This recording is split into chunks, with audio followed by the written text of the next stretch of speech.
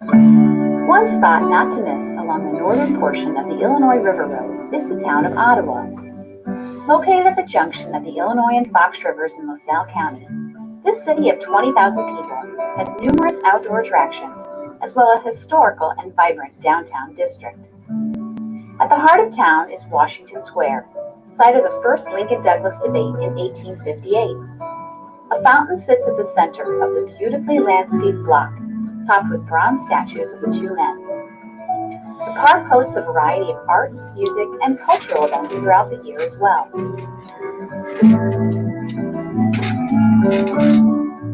Sitting just off the square is the historically important and architecturally unique Reddick Mansion, home to one of early Ottawa's most prominent families.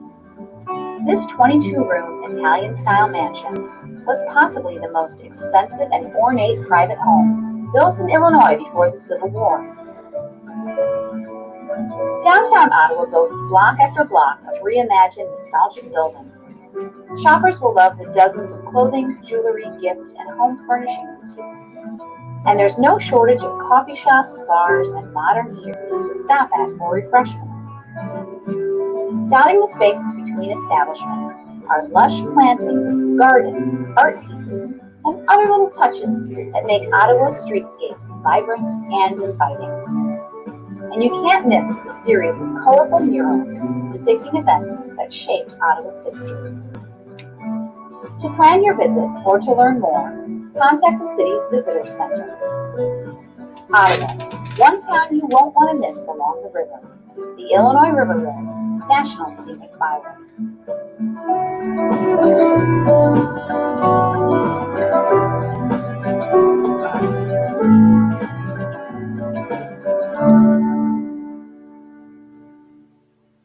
How about that for timing? I was hoping some of the old ladies, some of the old Shaw ladies, the old Shaw girls would have a chance to see that. It was I found a little something about Ottawa, Illinois, and I think a few of them were might have been born there. And I was wondering if it brought back any memories. Maybe I'll play it again later in the show. It was a pretty short clip. So how are we doing today? How's your Saturday, April 25th, year of the COVID virus? Surprised to see anybody come in here, but that's okay. Surprises me every day. Who's out there? And if anyone wants to type in, I will drop the link because don't have a whole lot to say. Actually, I'm feeling a little under the weather today. Feeling a little under the weather. I hope I make it through the show. I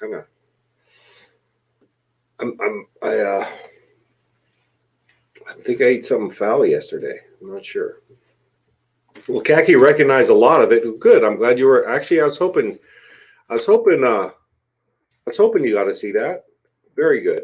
Let's see if I can get a link post up.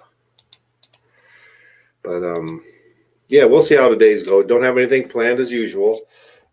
Just kind of, I don't know. Hope we get through the show. So how's everybody doing out there?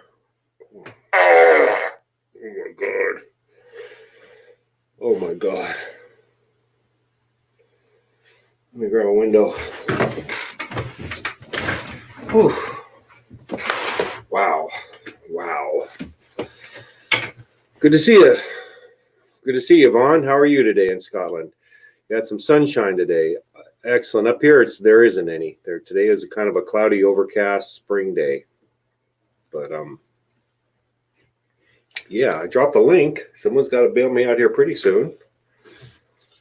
Pretty soon here. Who's out there? I see Yvonne. There's Uncle Joe. How's Uncle Joe doing? Yeah, I think, did we finally get your microphone all figured out? Well, that's why I wanted to come on early and see if this stuff worked. Can you hear me? No, perfect. Looks real good. Oh, no loop, no feedback. Oh. Cool. We got that fixed. Excellent. Good. Well, we got a few people watching today. So far.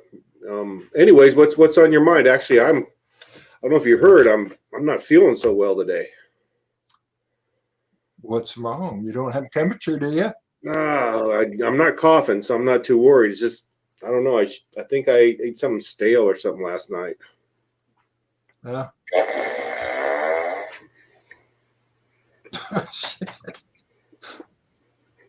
What's that? Oh my god. Oh my god. I don't know. Let's hope we can get through here, Joe.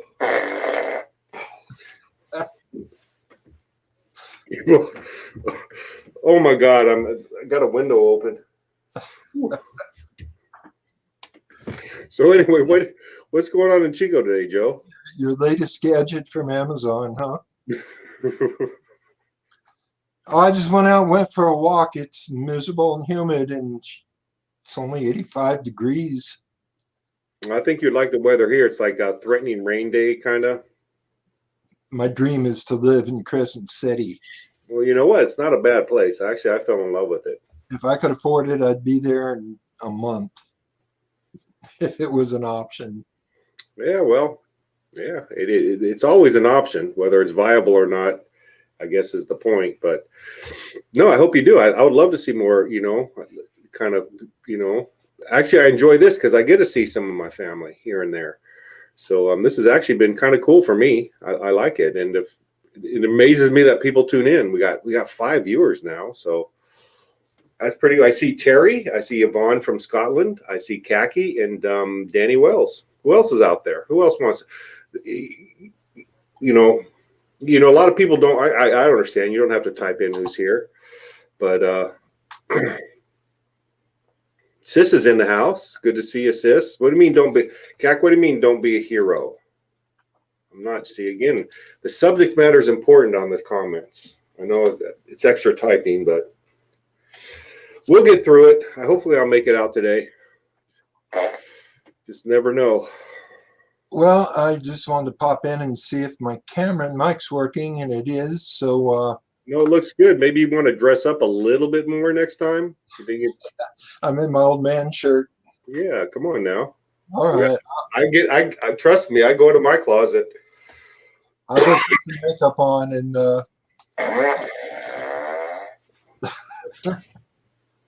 sounds a little breezy where you're at. I hope I make it through this show, Joe. It's going to be a rough one. Wow. Wow. Woo. I'm glad we're on video. That's all I can say. Yes, I think that's a really good thing. My goodness. I'm just glad I'm not coughing. I don't mind that stuff as long as I'm not coughing. Woo. Woo. So what's going on today? Who else would like to come up? I'm gonna take off. I'll come back when you get another lull. No, actually, you brought up a real good idea a while back about having somebody. You call it the hot seat, but that's a little intimidating. You know what? Scott's in here. Good to see you, Scotty. Scott.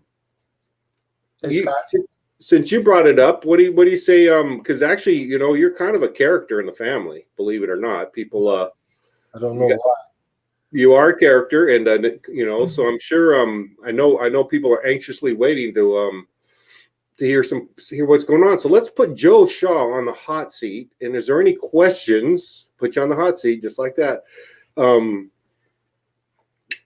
For Uncle Joe, he's finally made it up. Yesterday he got on with a little bit of audio problems, and whatever he did, he fixed it, which is awesome. We look forward to it. How long have you been watching the show, Joe? Oh, right from the start. Really? Yeah. I bop in and out. It's hard to stay around when you can't go on camera and there's things you want to say and you type it in and maybe somebody will see it, maybe they won't. So, I get a little frustrated and leave and I come back. But, because I like, of course that's going to be, when I think about memories and such, it's they're going to involve me, of course. But I was surprised how little Terry remembered about Cherry Valley. Sis, has, but you have a pretty good memory about those days, haven't you? I was watching you guys talk about that. It's kind of weird. I can't remember Terry in Cherry Valley. I'm wondering if she was living with Khaki or Donna or something. I don't remember. I don't remember ever taking her to school or I used to take sis to school. I can't remember Terry much. But can you read the screen pretty well? Can I read it? Yeah. Yeah. Well, we got a deep. We're starting the deep end of the pool with this one. Who is Joe Shaw? The man, the myth, the legend.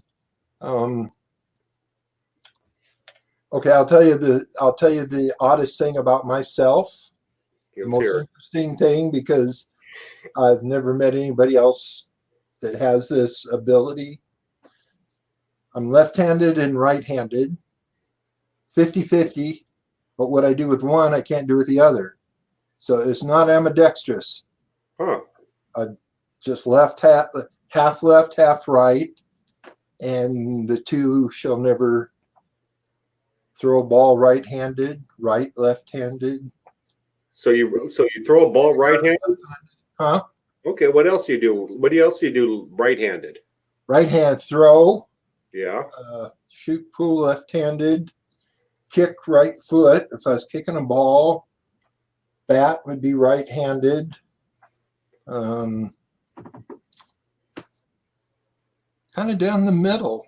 Where do you play the guitar? Where do you play the guitar? Right or left-handed? I'm right-handed on the guitar. Right-handed guitar player. You're a right-handed gunslinger. If I shoot out a gun, it'd be off my left shoulder. If I shoot a bow and arrow, it's going to be with my right, off the right. Okay. Boxing, if I boxed, it would be right-handed. If I write, it's left-handed. Eat, left-handed. Brush my teeth, left-handed.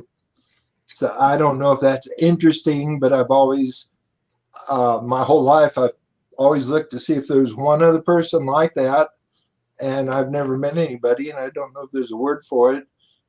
It may say something about the confusion in my head more than anything else. I don't even know if it's interesting, but No, Terry said that PJ is the same way. But that's interesting. oh, really? Half and half. Half and half. How does that affect my right brain function?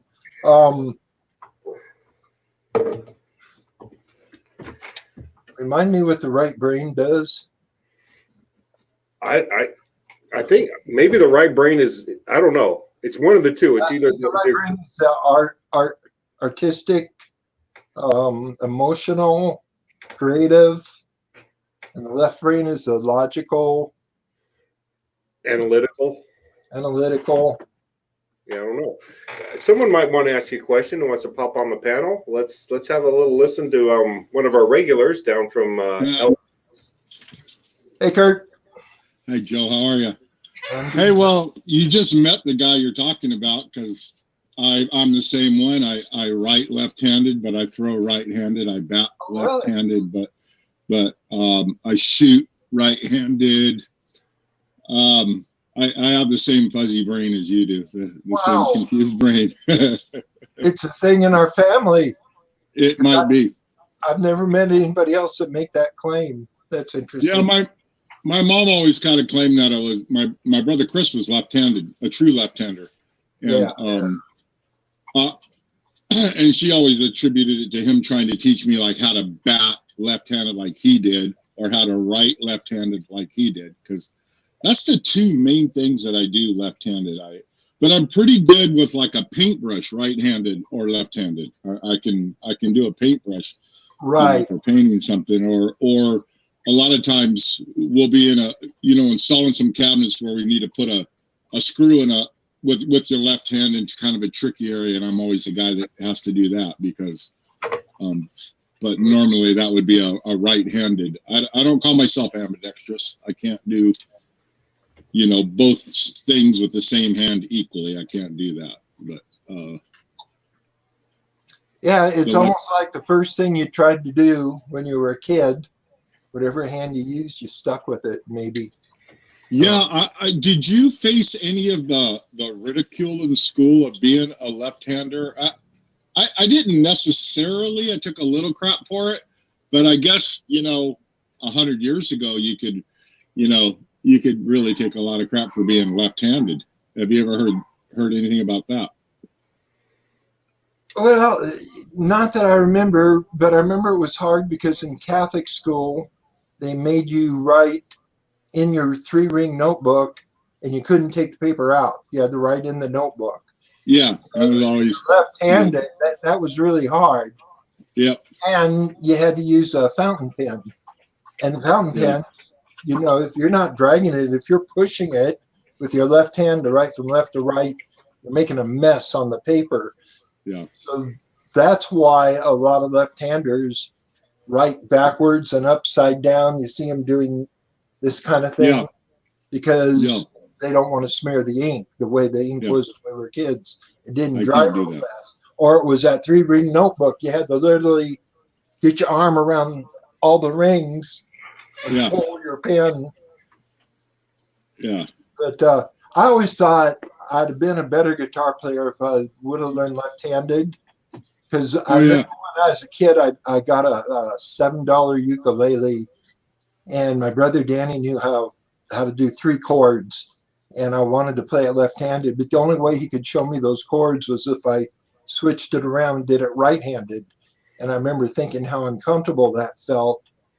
So I learned it right-handed so I could learn those chords he knew.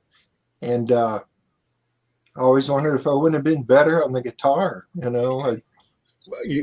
Can I just say this? Actually, you're not a bad guitar player at all, Uncle Joe. You're a good guitar player. Could you have been better? I don't know, but you've always amazed me how you could just play songs. Well, I know music theory pretty good, but my mechanics aren't that good. You watch somebody like Mark or, you know, and a real guitar player, and I just know how to strum chords. Always wanted to play lead, and I always thought if I would have learned left-handed, I'd have been able to whip out those riffs. I can't do it. My hands just won't coordinate to do that. Such is life. One of my earliest memories of Joe playing guitar was when in Cherry Valley, and Joe's not going to remember this, but I do for some reason. But we came to visit, and I think me and my sister were in Joe's room, and he was playing guitar, and he goes, "I'll bet you, you know, so it's 25 cents. I can play any song that you can think of, any song." And he did. he could play any Beatles song at the time, or, you know, whatever the song was, you know. That's my earliest memory of Joe playing guitar. You probably only knew 3 or 4 songs, and I must have known that. Yeah, I don't think I lost any money to you. But I did lose some money to you on a spitting contest one time. Man can hawk a luggy further than anybody I know. Right, Joe? Now, I remember Mark and I started playing guitar at the same time. And within 6 months, Mark was better than I am now.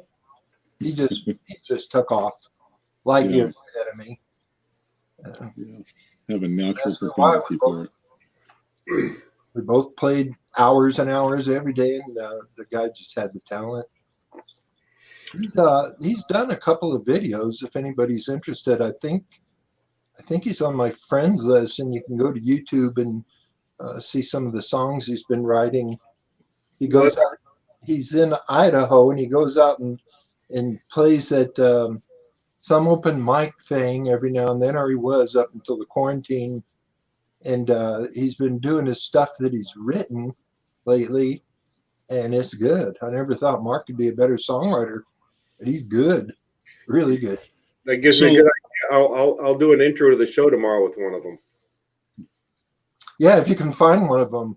I'm sure So last time I talked to Mark, he was actually in San Diego, but he was living in Las Vegas.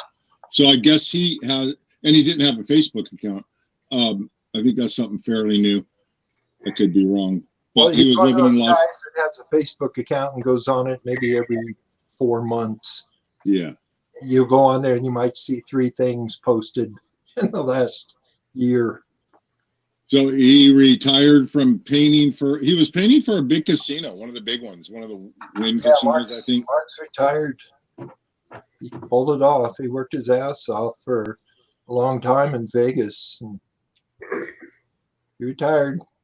Yeah. Joe, one of my earliest memories of you is you take me down. I was sitting in front of your motorcycle, and you take me real fast down Tokay Street. I think I'm sure it was, and you used to give me rides up and down the street. When did you first get a motorcycle? I thought you were going to talk about our first trip to Sacramento together, but we won't go into that one. No, no, that wasn't my first memory. That's a vivid memory, but that's not my first memory. I got that motorcycle when I was 15. In the summer between 9th and 10th grade, I got a job on a chicken ranch up there, about a half a mile from where we lived. So I'd walk to the ranch every day to work. It was every day after school. And I saved up enough to put like half down and about a little Yamaha 80. At the time, there was a whole group of guys at Beaumont High that had these little Yamaha 80s. You can get them brand new for $400. And so we had like a little motorcycle club. We go. What year was that, Joe? 65? Yeah, 63 to 64 to 66. The only way I could possibly know that is because I had a 1965 Yamaha 80 myself. Oh, you do? I did. That was my first motorcycle. Yeah, so I remember the first day I got that. It was like total freedom. After What color was yours? Red. Oh, mine was blue. After growing up in Muscoy, remember those Santa Ana winds in Muscoy? And you'd have to ride your bike around, and it was great when you're going with a wind, but when you're going against it, you just get off and walk your bike because you couldn't do it. All we had was those big old real high-geared 1-speeds. And then there'd always be the rubber missing off the pedal on one side. So you stand up and start pumping, and your foot slips off the pedal, and then you're in agony. Anyway, Hey, Joe. after years of that, the motorcycle was like God's gift. And also remember, used to make a candy bar tree. I think you used to hang cherry times from a tree in the backyard. And I thought I remember that story. That candies drew on trees. Yeah, I remember that. I'd stick 3 or 4 of them up there and then tell you to go out and shake the tree. It was a little tree that Dad had planted. You'd shake the tree and 2 or 3 cherry times would fall out. Yeah. You really thought you were on trees. I pulled that one on Brady too about 20 years ago. It's a good one. And I remember we always used to pee in the backyard. You remember that? We just stand out in the backyard and pee in the evening. Oh yeah. Now you can get jail time for that, by the way. I remember that was a Ken Dietz thing. You know, I saw him more than once out in the backyard, leaning back, peeing in the backyard. Ken Dietz always did that. Joe, do you? When's the last time you rode a bicycle? On a bicycle? Yeah. I bought a new bicycle last year and rode it around all spring. And it's been over my paint shop and storage since it got hot last summer and never pulled it back out. Linda and I last year bought electric bikes, and we really like them a lot. Where we live, you can't go a half a mile without going up a hill or down a hill. You know, and the hills are what are scary, right? I like those things. I almost bought an electric bike, and then I was thinking, you know, if I'm doing this for exercise, what's the purpose? Yeah, I almost bought one. It just looks so cool. And it's a childhood fantasy, you know, to have a motor on your bicycle. Back in the 50s. Can tell yourself, you have a choice of how much power you want to use from that battery, right? You have settings. Mine has 1 through 5, and if I put it on 1, I'm pumping. You know, if I'm going up a hill, I'm pumping, but I never put it on 1. I always. It's weird. It's like a bike on steroids. Mine is pedal assist. So as soon as you start to crank on the pedal, it goes. And hills are nothing. The steepest hill, as long as you got battery, you're gonna pedal. You still got to pedal, but it's like you're on even road. So they're not the greatest workout. I can break a sweat on my bike if I choose to, but they're just fun. They're a lot of fun. And yeah, I remember when I was looking at them, the salesman said it's like you're riding a regular bike, but Lance Armstrong is behind you, pushing you. Something like that. Something like the downside, they're heavy. The battery's heavy and the motor's heavy, but as long as you got battery, like we went to the beach one time, and did about a 3-hour ride. And I started with my bike at half power, and I'm like, oh, we'll be okay for a couple hours. Well, it ended up being about 3 hours, and about the last mile, I had to pedal it back with a dead battery, and it was brutal. I'm not letting that happen again. This is asking me if I had to earn money for a motorcycle. Yeah, the motorcycle was $400, and I worked at the chicken ranch 7 days a week, and then at night I'd go down and wash dishes at a restaurant. I wanted one so bad. Anyway, it took me a couple of months, 3 months, saved up $200, and Dad co-signed for a loan. So when I got $200, he signed the loan for $200, and I think I had like $25 a month payments on that loan. That made the insurance was maybe $25 a month, so I was making $35 a week. So it took a good bite out of what I made, but yeah, that's how I did it, and then I paid off that loan. I think that's the time he ever signed for me. Is that the motorcycle you hit a truck with? Yeah, that's how I got totaled out. Yeah, I came 2 inches from getting killed on that one. Kid had stolen his father's semi-diesel with a big flatbed. He's ran a stop sign, and I was going down Cherry Valley at 50 miles an hour, and this kid comes right out in front of me. And what happened is, somebody told me later, my motorcycle hit the back tire on the trailer, caused a big bounce. So I went flying through the air. The motorcycle folded in half.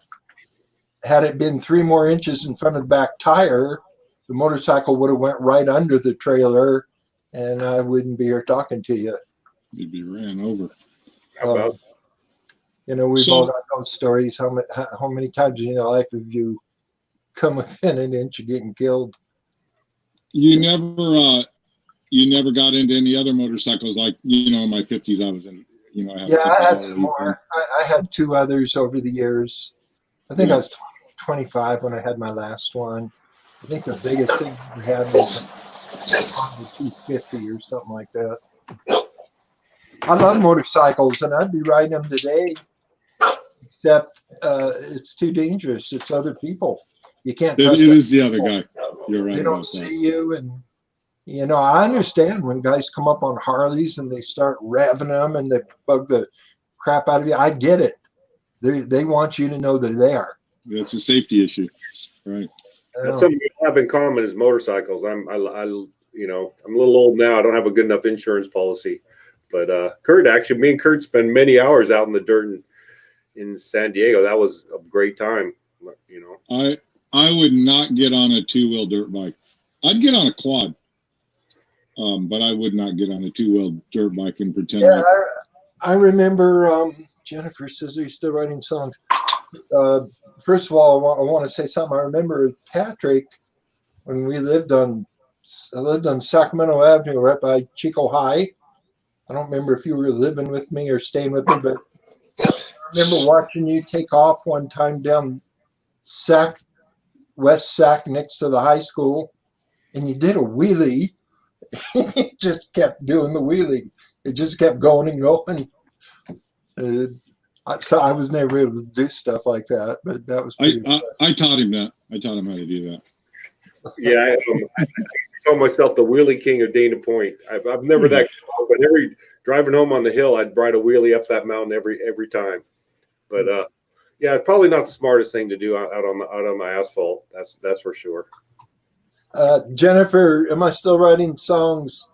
Not really. I can't sing worth a crap. I never could, but I'm even worse now than I used to be. And when you really can't reach any notes, it's hard to make up melodies. So I play guitar every day, but I don't write anything anymore. You still play your 12 string? Is that your go-to, your Martin 12 string? I gave that to Barney last year. He always said that was one thing he wanted when I died. And I thought, after it sat in my closet 2 years, I thought, I'm going to give it to Barney now. I got this little baby Martin. Oh, okay. I got it for Brady, and then he gave it back. Oh, so you're ready to bust out a tune for us, are you? No, well, like I said, I can't sing. Doesn't matter. That doesn't matter. Well, good. All right. What do you remember about what's your good or bad childhood memories, Uncle Joe? My good or bad childhood memories? What's your earliest memory? My earliest memory? Let's start there. Well, I remember Muscoy, all the way back to when I was a little and before kindergarten. I got great childhood memories and I got nasty ones. The Muscoy there was a lot of rough kids, so there was a lot of bullies.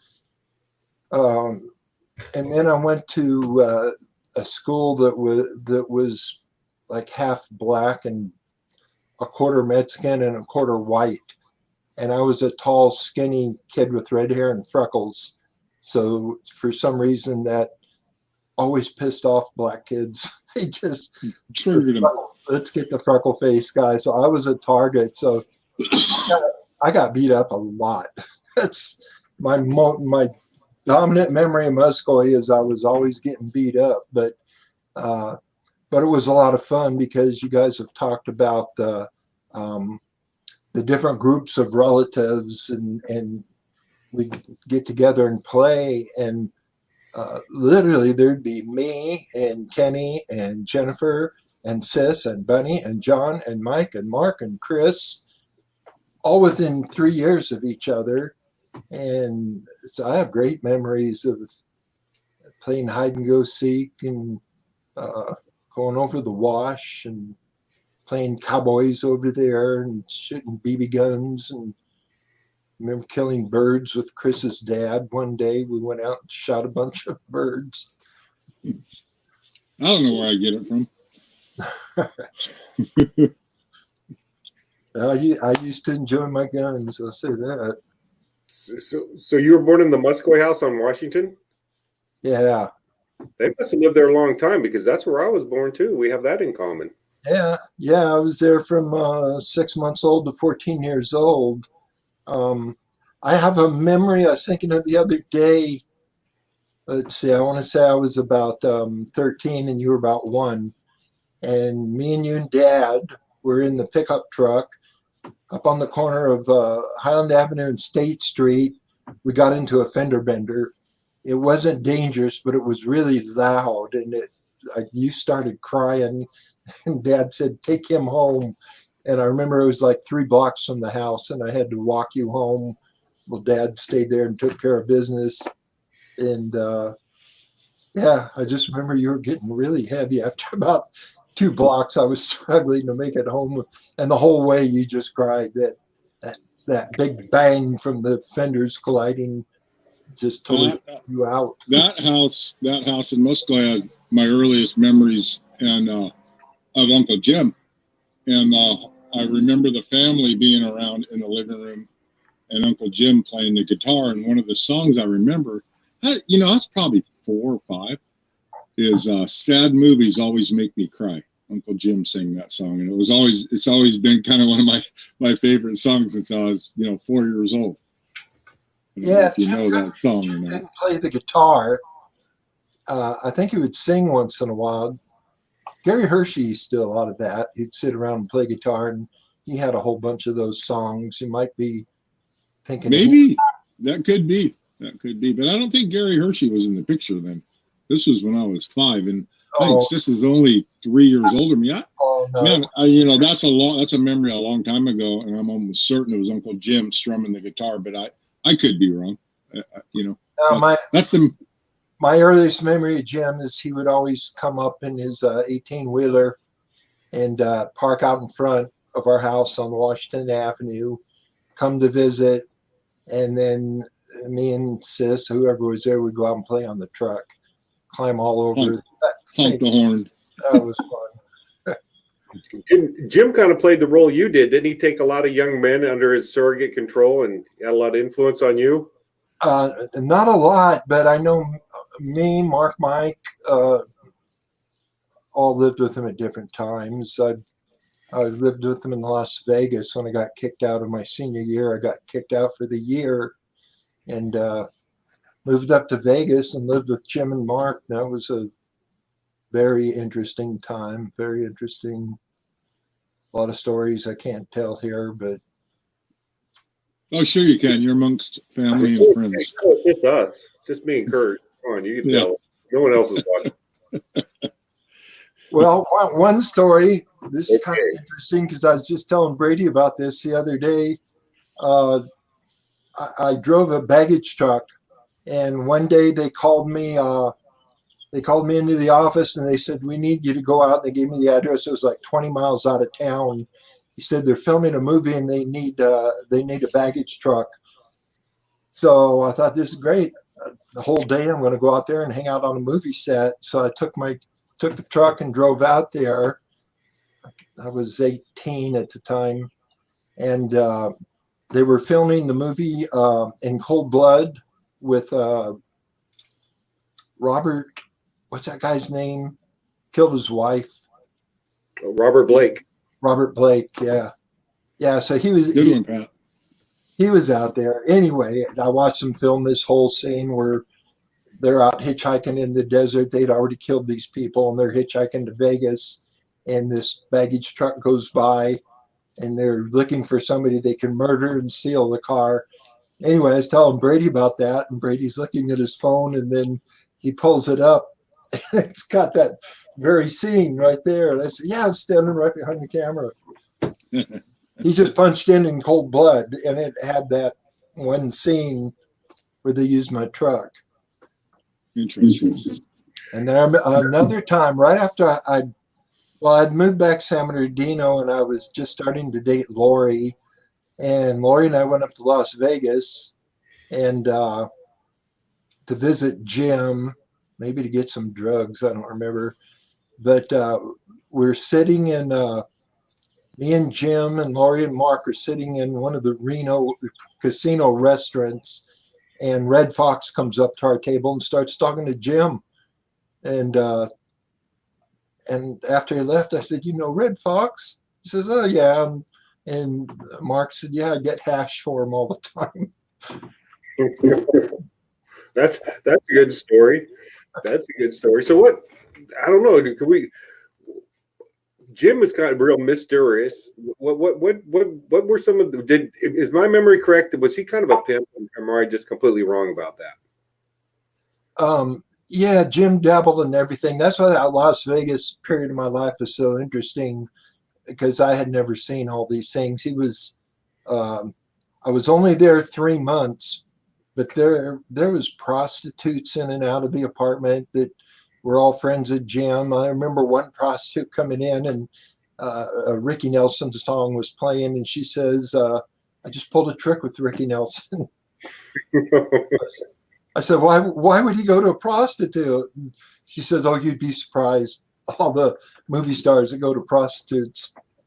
And yeah, he was involved a little bit with that. And I heard stories of money laundering and drug deals. And yeah. What's your theory? A hustle pool. And Do you have a theory about what happened to him? no, I don't know what happened to him. No. I've heard many stories over the years. I think it was a business partner of his. Business gone bad. Yeah, something. Yeah, when you're playing with fire over there, you know that was heavily mob controlled at that point. Yeah, Jim had too much confidence. I mean, he was a big man, and had a very magnetic personality, and it went over pretty big in his family. But with the people he was mixed up with in Vegas, I don't think he was anything. And somebody just snubbed him out. Do you remember the O'Neills? Yeah, Harry O'Neill. I remember Harry, and I forget his wife's name. Yeah, Harry used to hang out at the apartment all the time in Vegas when I lived there. And I remember after Lori and I first moved in together into the Bummer House in San Bernardino, Harry coming through and spending the night at our house one night. And I remember when he got ready to go to bed, he took a 6-gun out and set it on the table. And I remember Lori freaking out, going, "What's that for?" He says, "Oh, it's nothing. I just got to have it handy just in case." That was the characters Jim hung out with. No, he was a character. He was a character, all right. What else is going on? Louise was his wife. Yeah. Awesome. What other questions we have for Uncle Joe? What else do you remember? What do you remember about Sis? Did you name Sis? There's a little controversy going on. Well, that's my memory, and a lot of my memories are wrong, but I remember I have this memory of calling her sister. And I remember it because I had a really bad lisp as a little boy. And I remember whenever I'd call her, somebody would make fun of me, it's not Thifter, they're always pointing out my lisp. And then I remember later just calling her Sissy. Sissy. Now, I don't know if I started that or if somebody else gave her that name and I was just following up. Yeah, Sis and I, we fought terrible as kids. We were mortal enemies. Really? A couple of times, Sis literally almost trying to kill me. We didn't hear. Did you go to school together? What school did you go to? Were you in Catholic school too? Yeah, I was in 3 years of Catholic school. There was 1 year Sis and I was in the same classroom where they had 7th and 8th grade in the same classroom. That was the year, I've got problems with my knees to this day because of something Sis did. I had a Mad magazine in school one day, and Sis, and that was a no-no. That was like communist material. So I remember Sis going up and whispering to the nun, Joe's got it. She whispered something. And then the nun says, "Joseph, you bring that magazine up here." So I brought the magazine up, gave it to her. She threw it in the trash. Then I sat down. As soon as she put her head down, I took a rubber band. I was really good with rubber bands. And I got her upside the head with a rubber band. And she looks up. She says, "Who did that?" Sis looks at me and smiles, goes up, whispers to the nun. Next thing I know, I'm on my knees. It's like 10 in the morning on a concrete floor. I'm on my knees in front of the class. And she says, "When you apologize, you can get off your knees." And I wouldn't apologize. I was stubborn. So school was out at 3. At 3, I was still on my knees. And anyway, I think my mom came in there when she came to pick us up, grabbed me by the ear and made me apologize. So I had to then. But yeah, to this day, my knees, I can't get on a hard floor with my knees. I think it goes back to that day. 5 hours, no lunch, no bathroom break, 5 hours on your knees on the concrete. That was brutal. But it could be argued that was not just Sis's fault. Well, no, she was, no. Yeah. At the time I would have blamed her, but no, I took the magazine and I shot the rubber band. What do you remember about Jennifer? What's that? What do you remember about Jennifer? She says she idolized you.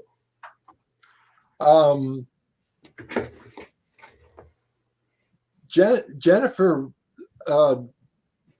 she was always Sis's best friend, so she was around a lot. But other than when we did group things like going out and playing tag or whatever, usually Sis and Jen hung out on their own. Me and Kenny would go our own way, do our own thing. Did you hang out? She said she was sorry. Yeah, I saw that. The nuns told me my girlfriends were going to hell because they were in a public school across the street. Yeah, we could get into nun stories. Spend a lot of time on that. No need. Okay. So you what about Mike Barnes? Was he closer to you, or was Mark closer to you? I was closer to Mike until we got older, and Mike got married. Then Mark and I got closer. Well, Mark and I started getting close when I moved to Vegas. But yeah, Mike was like my idol because he was about 15 months older than me. And Mike was crazy. He was a wild, crazy kid, and you know, I was stimulated by that. So every time we'd get to spend a weekend together, Mike was showing me how to set fields on fire, and you know, that guy was crazy. So I picked up a lot of bad habits from Mike. So I loved being around Mike because, you know, Kenny was fun, but Kenny played it more safe. Kenny was a good kid. Mike was very wild. I remember a story talking about driving down a desert highway or a highway at night in a car, and all of a sudden you see Mike like on the front hood of the car or hanging in the window or something to that effect. I still can't believe that happened, but I was there and it happened. What it was is me and Mike and Matt, and I want to say one of my high school friends, Phil Dahlberg. Anyway, the four of us were driving up to Vegas. It was like a middle of the night drive. I think we were going up to see Jim, and we were all passing around a bottle of Red Mountain wine. And Matt was in the back seat. Me and Mike was in the front seat. And we're driving along, yelling, screaming, singing, all that.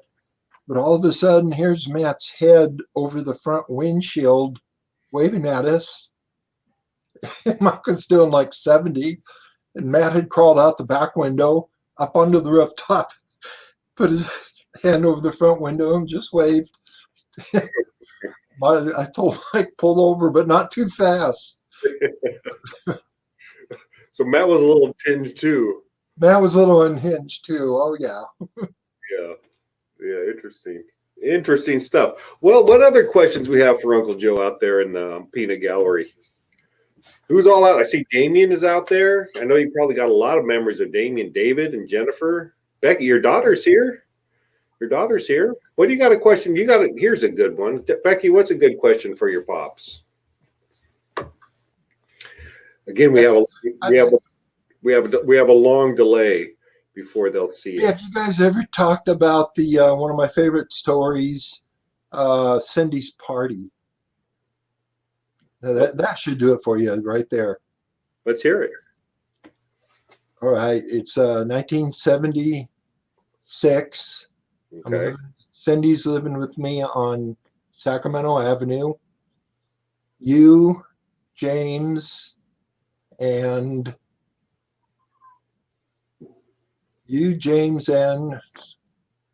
trying to think, he was just on here the other day. Anyway, at the time, Kenny had this tape of Deep Throat porno. Nobody had seen pornos, but Kenny had this 8mm tape and a projector. Cindy was having an all-girls party. I don't remember what it was for, wedding, shower, whatever, but she's having all these waitress girlfriends over for a girls' party, and she wanted me to show the porno at the party. These are all girls in the early 20s, and none of them had ever seen a porno. And I thought, yeah, I can do that. So Becky's leaving now, so go ahead. tell her it ain't that bad. This is about you, not me. Oh no, I don't remember this one. Go ahead. It was Damien, you and Damien and Jimmy, and anyway, the porno's playing. These girls they're getting kind of heated up, and I didn't know you guys were going to do this, but all of a sudden the front door opens. You, Damien, and Jimmy all go streaking through the room naked. The girls start screaming. You're like, what are you, 14 at the time or something? The girls start screaming, trying to grab you guys, and you race out the back door. Anyway, that was it. I remember that. Was funny. Years later, I always said, do you ever wonder what would have happened if they'd have caught you guys? We wouldn't have known what to do. No, actually, You don't remember that? my memory was it was me, Damien, and a friend of mine called Mike Hansen if I remember right. I don't think it was James A. But no, I remember. I remember that. I remember a memory where this has to do with Sis, where her and her friends, I think Mariah might have been one of them, where they put together a can show, and I think they did it at your house. Do you remember that? I remember them dressing up in the back room and then going out and doing some kind of dancing show. Yeah, that was fun. That's when Sis and Mariah were hanging out, and Mariah was a dancer, really good dancer, and she wanted to put on a show at the women's club. So she put together got all these different girls, and they come over to my house. And does Joe remember coming home from Ricky Nelson concert? Mark driving. Oh yeah, I remember that. And I was just talking to Mark about that a couple weeks ago. How close we came to getting killed that night. But yeah, Mariah, they'd practice over at my house, and I know me and Mark and Tim did 2 or 3 songs. Lynn Brown was in on that. We did some songs for it, and they'd come out and dance. And in Morris Boger, do you remember him? Morris, the country guy? Boger. Well, he was a high school friend of Sherry's, and always kind of known for getting in trouble. And later he became successful in a lot of businesses. But Morris, they got him because he was just so big and strong. And there was one number where this girl needed to be tossed around. So Sherry got Morris. He said he'd do it. And then there started being a rumor that Morris was going to pull some trick because he was kind of an ass that way. But he seemed like a good guy to me. But anyway, the night of the show, nothing happened. And then that dance number came on, and he's flinging this girl around, but she has no underwear on. She's got a little mini skirt, no underwear.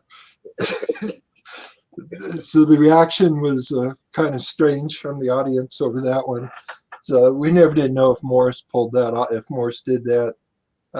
There it is. Yeah, Sis remembers. She didn't have any underwear on. I don't remember. But, I do remember. Here we go. I do remember standing out in your garage, and in the doorway of the garage, and I think it was one of the back bedrooms where they went back to change while they're practicing, and started a long career of voyeurism, or not. Yeah, a lot of interesting things back in those days. That was a neat old house. That was an old Craftsman house or something on Sacramento Avenue. That you lived there a long time. That was a neat house. It was a fun time of my life, but it was a hard time for a lot of reasons. Yeah, I was going through divorce with Lori, so we were going through a lot of crap, child custody and stuff. But yeah, I was only there about 3 years, but a lot happened in 3 years. No, I remember spending many hours back in that garage, bagging sprouts, all the band practices we'd have there, and bothering the neighbors and getting the cops called on us. And yeah. No, yep, that was a good. Yeah, I think I was 15, 16 years old. I remember when I went to high school, I used to ride the bike over and park it at your place, and then walk. That was that connection I had with you in high school. There, I remember.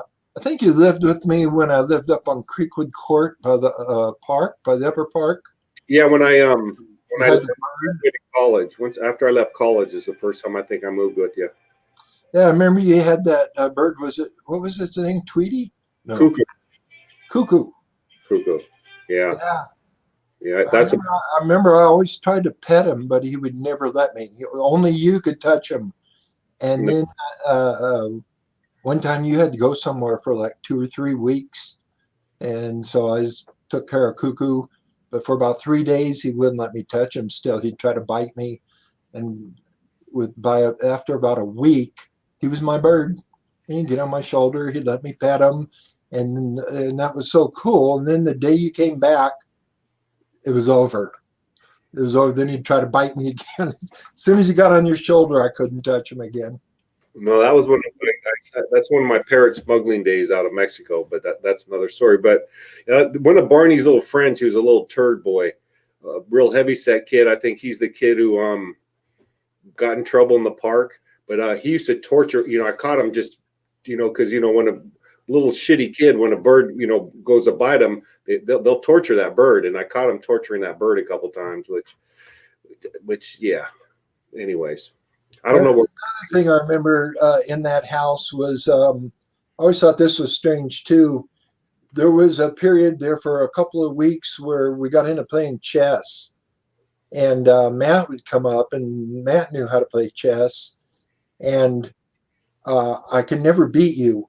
Every time I played you, you beat me. But Matt could never beat me. Every time I played Matt, I beat him, and you were losing to Matt. And I always thought that was so interesting. You'd always beat me. I'd always beat Matt. Matt would always beat you. And all I could think of is that you were using a lot of logic, which is why you beat me. I knew that Matt did not use logic, which is why I beat him. And you assumed Matt was doing something deep, and he wasn't. And you'd make the wrong moves, and he'd beat you. What I remember about a circle like that was when one day we got the wild idea to go buy a set of boxing gloves when you lived on Sacramento. And it was like me, you, Damien, and Steven. And we all kind of rounded up, and it was the same kind of thing. Steven would always kick my butt. You could kick Steven's butt, but no, that was I remember that and then we took them back that day. It was like we used them for like an hour, and then we took them back. It seems like I remember boxing you one time and just getting the crap beat out of me. That might have been it. That was yeah. But I remember we went out and got those. We thought it was such a good idea to get boxing gloves, and it wasn't that fun. For a minute. So Terry is saying that she introduced you to your wife. Joe and Lori, yeah, that's true. Terry set us up on a blind date. Yeah, so the original story there, you guys were talking about that the other day. Terry was dating a guy named John, so she'd go hang out at John's house. John's mother, Pat, worked at St. Bernardine's Hospital with Lori. I remember Terry telling me I met Miss San Bernardino over at Pat's. Her and Pat are good friends. She comes over there and hangs out. And I said, oh man, I'd like to take her out. Because the strange thing about dating Lori is just a few months before, Dad and I were watching the Miss California pageant. It was from Santa Cruz, I remember. We were watching it on TV, and we were rooting for Miss San Bernardino. And we actually thought she was the best looking of them all. And anyway, she didn't win, but then a few months later, Terry's saying, you want me to set you up with Miss San Bernardino? And I thought, well, yeah, this will last for one date, but why not? So Terry did, and then it was to Lori and I, we set Pat up with Danny. Okay. Isn't there a story about, because I remember her Volkswagen had a big sign on the side that said Miss San Bernardino. She had a little Volkswagen, I think. Yeah, they gave her that for a year to drive around, our little Miss San Bernardino. And I remember the time driving around, my hair was down to my shoulders. People honking at you.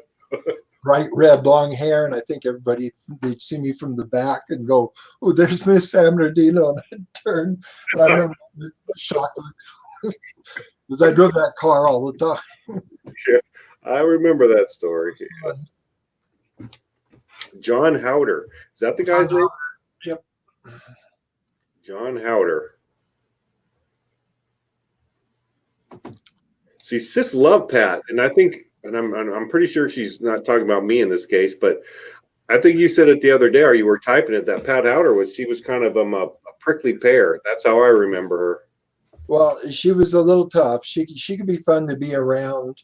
She laughed a lot and everything, but she's just one of those people you had to just kind of be careful what you said, because she'd get offended real easy. And so I didn't enjoy being around her that much, because I used to offend her a lot. Yeah.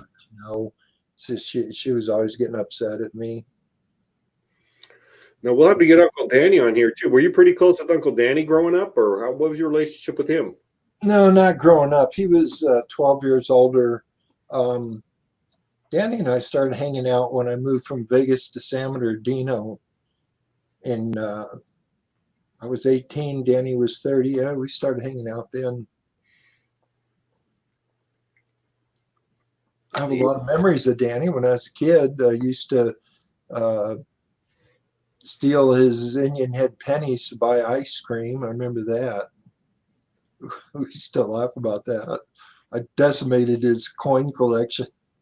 Did you remember giving Sis that sock full of coins? I have no memory of that. No. Well, she thanked you for it the other day. They lived on it, she said, for a couple of weeks. Yeah, I saw her say that, and I was thinking, nah, I'm a pretty good guy. What about? I have no memory of that. You used to talk about was it Gary Hershey? Didn't he beat up 2 policemen or something? He was kind of a wild guy, wasn't he? Yeah, he talked about that one time. Him or his brother Pete. Pete was even as crazy as Gary. Yeah, I remember them talking about getting in a fight with a couple cops. I don't know if they beat him up or exaggerated, but they got arrested over it. And, Gary was one of the craziest guys I've ever known. He was dangerous, crazy, because you never knew what his mood was, and if his mood wasn't right, you knew just get out of his way. He's gonna go off. Did you go to high school with him? Did what? Go to high school with Gary? No, Gary had dropped out of high school by the time I got there. Gary was 2.5, 3 years older than me, 2.5 years. And I think he dropped out early, like at 14. So I think I was 14 and Gary was 17 when I met him. He'd long been out of school.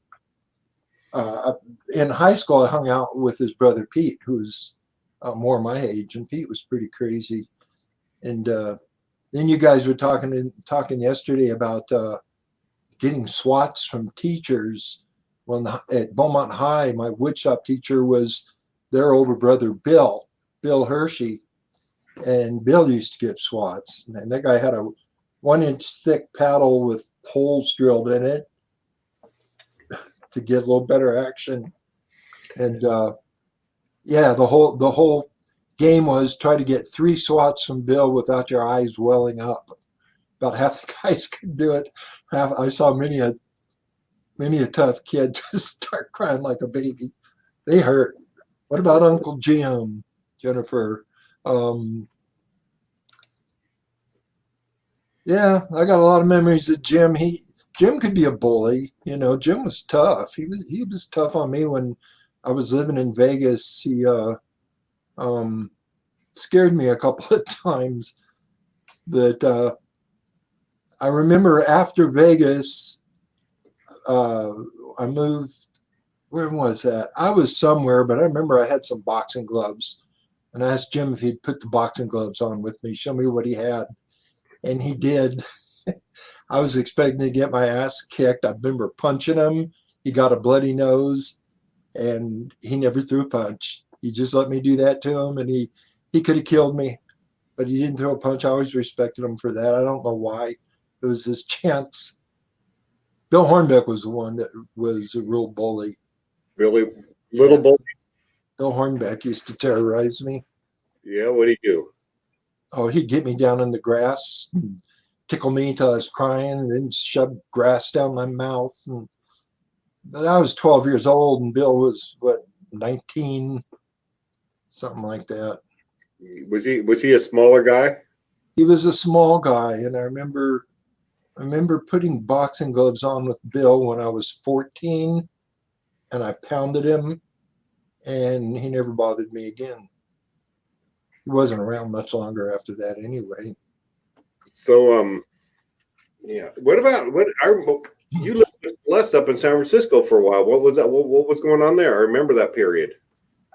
Well, I was in 10th grade, and there again, I'd gotten kicked out of school for the semester, and I was kicked out of all schools in Riverside County, so I couldn't go to high school anywhere. So they shipped me up to Joyce's in Menlo Park, finish off my that semester of 10th grade. So yeah, Joyce was really good to me. You know, I always have fond memories of that. I was 15. I got my learner's permit up there, and I remember Joyce letting me drive her into Frisco, drive those freeways. I never would have done that. I let a 15-year-old drive on that 101 into San Francisco. It was pretty crazy. It was a good way to learn. I got good fast. Well, I think we My first guitar, I turned 16 living with Joyce, and she got me a guitar. It's what I told her I wanted. She That got was me an electric guitar. your first guitar. My first guitar, and that's what I did the whole time I was there. I just started learning chords, and I'd play like 8 hours a day. But yeah, good memories of that. It was kind of a lonely period. I didn't hang out with anybody. Did you do okay? My energy learning chords. How'd you do it in school up there? Did you do okay? I did terrible. Terrible up here too. So we passed up a good story, I think. Why did you get kicked out of all schools in Riverside County? What was the story there? That was fighting. Fighting? Yeah. You were kind of a rough kid too then, weren't you? Yeah, I was never a mean kid. I just wanted to fit in with a crowd. So I think a lot of the guys I hung out with were kind of mean, and then of course I'd do whatever they wanted to do. So then I'd end up getting in trouble. Yeah. I was not an instigator. I was a follower. In high school, I was definitely a follower. So that was the 60s, I guess it would have been early 60s. Yeah, middle 60s. You wear a black jacket and comb your hair back with grease. Yeah. I don't Yeah. think I had a black jacket, but yeah, we were all greasy. You're all greasy back then. That was Beaumont High School then. That was Beaumont High School. Then when I get kicked out in 12th grade, I went to Vegas. Mark got me to try marijuana, and I moved back to San Bernardino. When I was in Vegas, my folks had moved from Cherry Valley to San Bernardino. So when I went back to San Bernardino, I remember I washed all that grease out of my hair. I started going to concerts, and everybody had long hair, and all I wanted to do was play guitar and be in a band and have long hair. So Vegas is kind of a catalyst. That's where it all turned around for me. And that all happened. You had long hair and you were in a band. Good times. Good time. San Bernardino in the late 60s was a lot of good times. I bet. Yeah, we were talking about the Bummer House the other night. Who was that? You, Lori, and Uncle Danny, and Tim Ellefson there, or who lived there? Yeah, I think that was it. I don't remember if Tim lived there, if he just hung out there all the time. I think Kenny might have lived there for a while. I don't know. A lot of people came and went. No, the Bummer. I remember that. I remember Uncle Danny's loft or the upstairs there. The first time I got exposed to adult pulp fiction, let's just say. Yeah, he had some books. Yes, he did. So, yeah, we were talking about chess earlier. You're pretty good on those algebra problems I always post, aren't you? You're pretty good. You and Tyler Kirch are really good at those. I love those little math games that you post. You know, the Numbers guy. because you think you got it all. You think you've seen everything, and you miss something. But yeah, I love playing math games. No, I remember. Yeah, you were always good in multiplying 25 because that's what I think you sold a bag of sprouts for 25 cents, if I remember right. Is that right? 25, yeah. I'd get 25 cents a bag. So I remember however many words in the box, you could just do. That's this much. So yeah. Yeah. We all got that feel down. 4 ounces. 4 ounces. You knew exactly. And then sometimes you give them like 8 when it was extra. When you got extra crop or whatever. I remember sometimes we would just pack the bags and not even weigh them. Yeah, if it was too much, you just pack them up. Yeah, just freezing in that garage, just icy cold, and just Yeah, I remember taking those number 18 Band-Aids off the 5-gallon buckets and snapping your fingers. Yep. Freezing out there. That was fun. Yes, sir.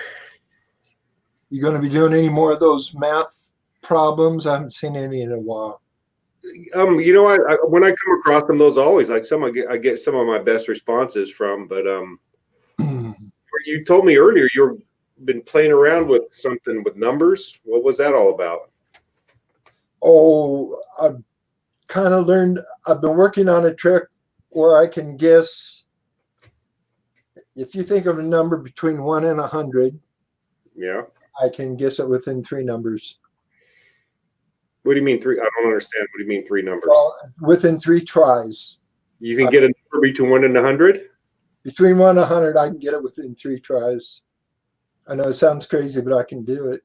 Every time there's a trick to that? Well, I don't know if it's a trick. I don't want to give it away. I don't know if it's a trick or a weird gift I have. Statistically, you can't do that. I can do it. No, you can't. Don't give me that bullshit mumbo jumbo. Yeah, try me. Give me a try. For what? What do I got to do? Think of a number between 1 and 100 and write it down. Let me grab a piece of paper. Hold on.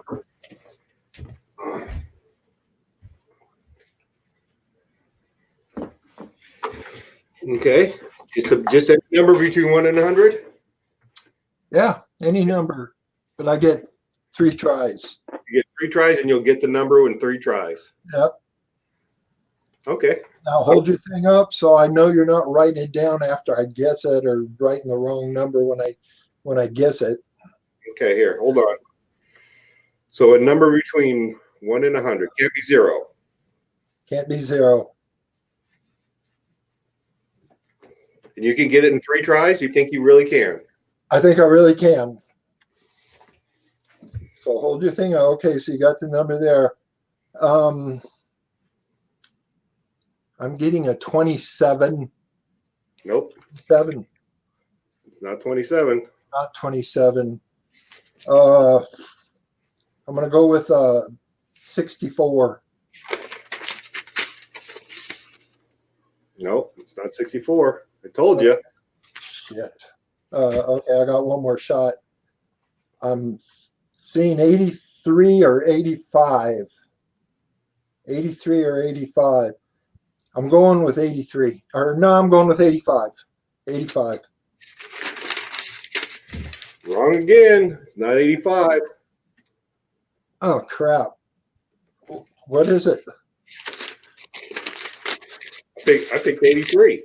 You dummy. 83. Shit. I told you. I really thought I could do it. I don't believe in that mumbo jumbo shit. I really thought I could do it. Sorry about that. Well, good try. Came close. I got it. You know, I'm impressed that you kind of hooked into it. That was pretty good. But still, If I had 4 shots, I'd have got it. you might have. You might have. Well, do we have I think everybody's getting bored with me, so I should let somebody else come on board here. a link for a while? Maybe someone wants to come on and join us in the panel. I think we should move on to a new segment. No, if I would have had a 4th guess, I think I'd have got it. But Yeah, I don't know. I'm going to change it 4 times next time. Maggie wants you to help her grow sprouts at home. What tips do you have for her? Joe's helped grow sprouts at home. I bought everything. Are we talking alfalfa sprouts? God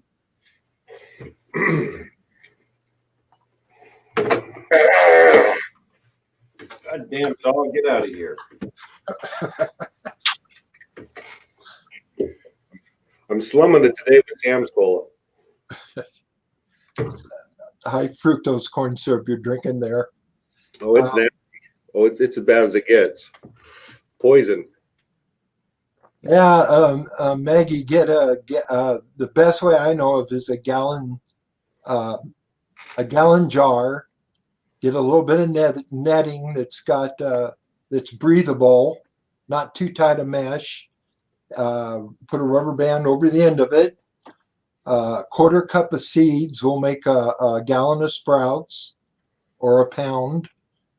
Put your seeds in the in the jar, put your net and rubber band on, let them sit for 8, 12 hours, drain them out, and then spin the jar so the wet seeds kind of hug up to the side of the jar, and then put it in it like a dish rack where it's tilted.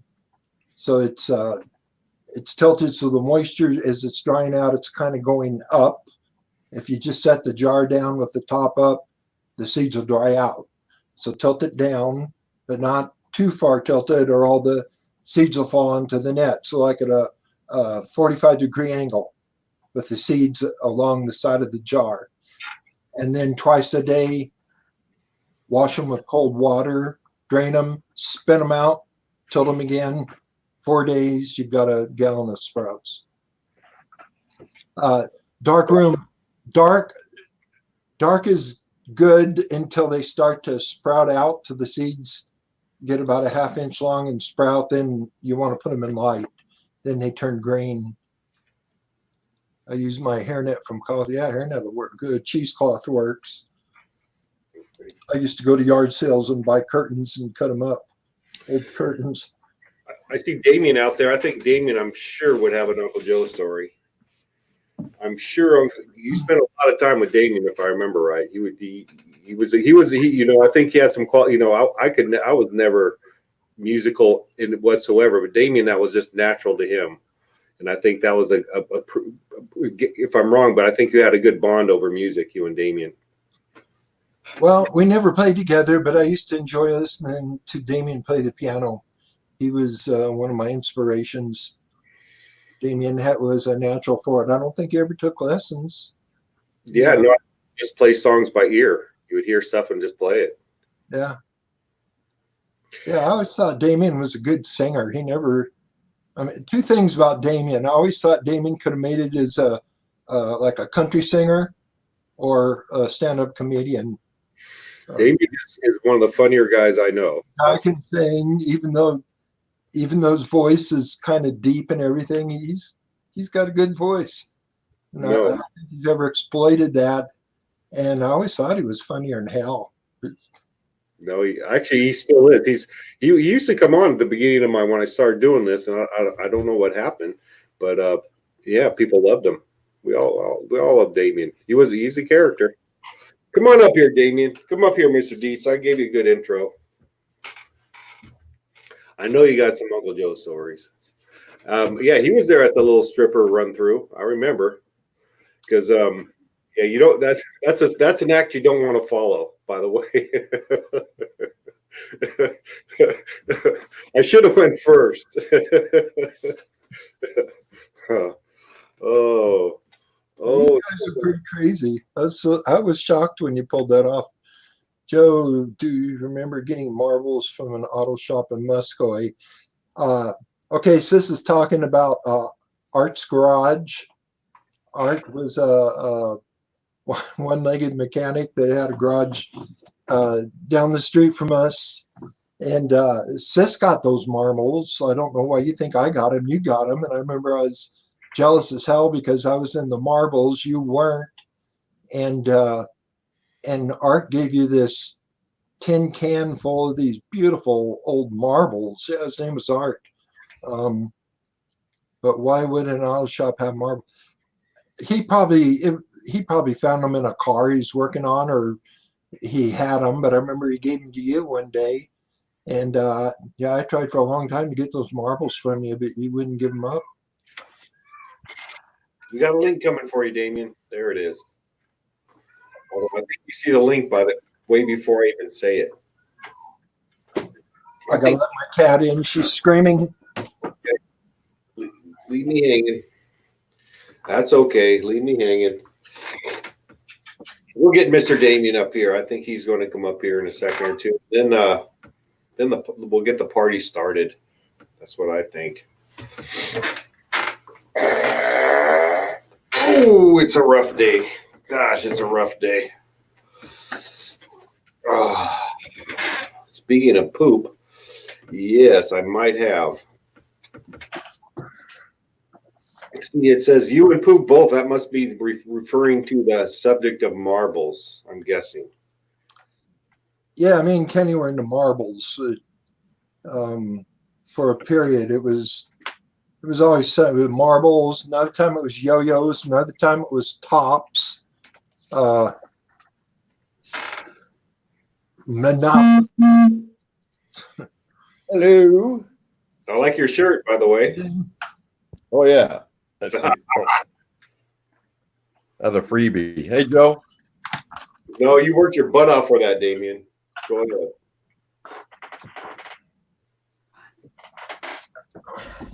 I just did. My damn mom bugging me. Hey Joe. Yeah, That a cigar? yeah. All right. You know I quit smoking. You know I quit smoking. Let's see. Next month will be 2 years now. Good for you. Yeah, with that. Hey, remember I asked you earlier on the question. You said you remember that, but I always look back on that time we were coming home from Ricky Nelson. That was like the closest we all ever came to death. I mean, it would be a whole different world for all of us if that guy would have been 3 more inches to the left. 3 more inches. Yeah, we're coming down 99, about 5 miles north of Chico, 10 miles, and Car yeah, load. I was sitting on that side, on the inside lane, on what am I trying to say? The driver's side and the back seat. Mark was driving. I see this car coming over towards our lane, and thinking, "Oh shit, it's going to happen." And then there was just flames. You remember the flames? Yes, he just clipped that front headlight. We probably didn't. None of us had seat belts. There was this big old station wagon. There was probably 6 of us in there. We'd have probably all been dead. We'd all been dead. Yeah, and we pulled over. We were like, "Whoa, what happened?" We pulled over. His car was dented in 6 inches from the front to the back. You just missed it. Just missed the head on. Just missed. There again, I mean, 2 inches probably. Probably inches. That was crazy. We had our guardian angels working overtime that night. Yeah, because we just think how many people were in that car. I mean, if we didn't die, we would have disfigured or something. I mean, we'd probably all died. No seat belts, going 50, 70 miles an hour down the highway. Head on. Yep. That's when people die, the head-ons. Yeah, that was that. Yep, that Sacramento house you guys were talking about. That was a great place to hang out. I remember walking. I remember I was living with Susie, but I hung out at Joe towards the end of or beginning of high school. And I remember one day in 10th grade, just walking off campus, walking over to Uncle Joe's, and that was it. Never went back. Just stayed there, did Sprouts, and listened to music, and waited for my cousin to come up and visit. But the school never called, never said a word. Yeah, we bagged those Sprouts. We never weigh them, just throw them in the bag, take them around. Joe had that white station wagon hauling ass all over town. I ended up buying that from him, and it blew up on the freeway. Remember that, Joe? Oh yeah. I remember buying that station wagon. I think $400. He sold me that station wagon. Well, you were making payments, and I remember when I sold it to you, I said, "I'll give it to you on payments, but if it breaks down, you got to pay it off." And you said, "Oh, I will." And it broke down, and you never paid it off. Oh shit! How much do I owe you? Shit! You know what? We've been screwing each other over for 40 years. Doesn't matter. It's all out in the wash. But that, yeah, a lot of music played there. Dale Barker, Lynn Brown, Tim. That Windy Day, second Windy Day. When did you guys call it the Windy Day again? Renamed yourself? Yeah, there was many versions of Windy Day. Yeah. Me, Mark, and Dale. Me, Mark, and Lynn Brown. Me, Dale, and Tim. Me, Dale, and Lori. Yeah. It was all for a while there. It was you, Dale, Mark, all of them. Lynn, Mark, you. Then I remember Lori once in a while showing up, just playing for you just standing in a couple songs. But you guys weren't really at best terms at that time. But yeah, that was when we lived by Madame Ruby, and Lori was singing all the time. We used to go out and do a lot of gigs, me and Lori and Tim. Tim's not around anymore, is he? Huh? Tim Ellison, he died, didn't he? I don't know. I've tried to get a hold of Tim. Nobody knows his number. I heard he died. Somehow I just heard he died. I don't know from who. Maybe Randy Leopard said it or Terry did. Oh, yeah, if Randy Leopard knows that for sure, I'd like to know. Yeah, I every think once in a while I look him up, and I've never had any luck. Yeah, I heard he passed away at one point. Oh, he was in Highland. Yeah, he moved back down here after a while, didn't he? Yeah, he was only up in Chico about 5 years, 4 years. I don't know, something like that. Did you end up getting a microphone a camera with a microphone built in? I did. My stepson Yeah. Nick, he got one Son, from school. Gave it to me. Kurt says Tim died. Oh, All right, I just wanted to get on, say hello. I'm gonna get on out here. Good to see everybody. Good love hearing the stories, Uncle Joe. Hey, you got to come up. No, Damien. What? Give me another story. Do you remember the time you streaked? Do you remember that story? I don't remember that. Joe says it. I believe him, and you back it up. But I personally, I'll tell you what, my memory is really weird. I don't remember that. I don't remember a lot of things. Some things I do, but as far as things like that, no, I don't remember that. I really don't. Something you think I would remember, right? Yeah, I remember. I was scared to death. I was scared to death. I do remember the house out on Highway 32. I remember riding my bike out there a lot. That Joe rented for a while. Did you ever do Sprouts out there, Joe? yeah, I did. Yeah, there's a little building out back. It was a special. I never helped with the Sprouts then. That must have been. I think I was younger, maybe.